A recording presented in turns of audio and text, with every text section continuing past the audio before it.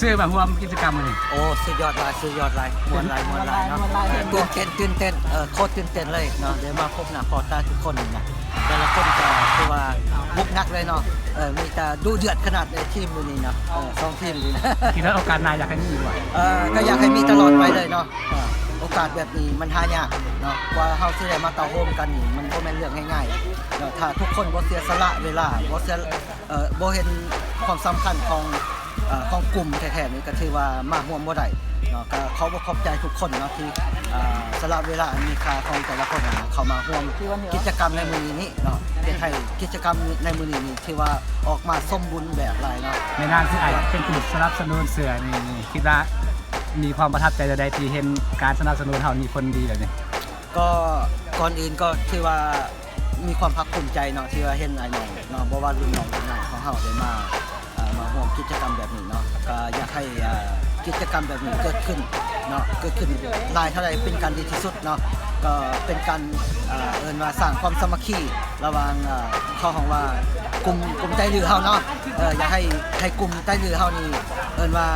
นับมือนับขยายตัวบอกหรือว่าให้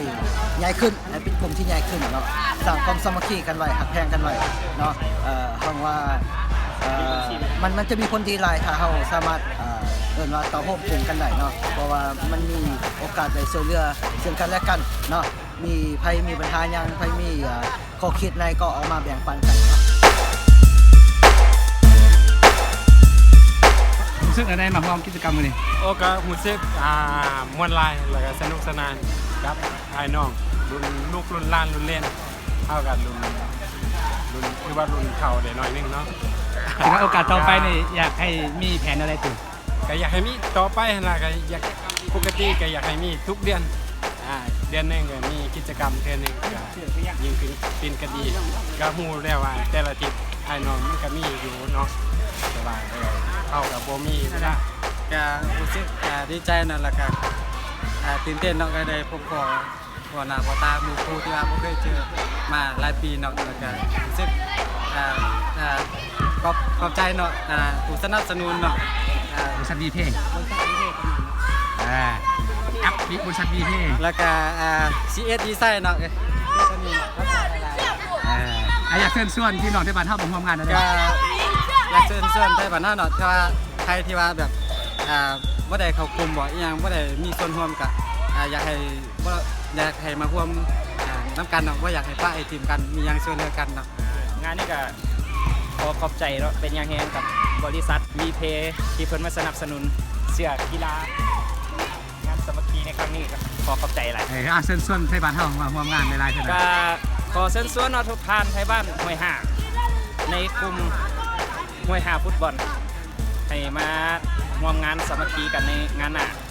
โอกาสหน้าเป็นยังไงพบกันไหม ออนไลน์อยู่ไกลก็ตั้งใจมากเห็นกิจกรรมดีๆแบบนี้อยากให้มีอีกต่อไปเชิญชวน มาร่วมงานแบบนี้กันหลายๆเด้อไทยบ้านเฮา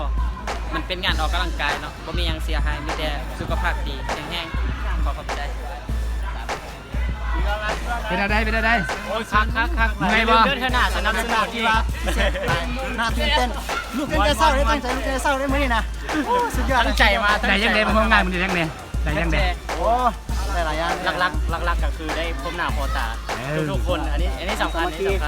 เพราะสร้างความสามัคคีกันต้องขอบใจ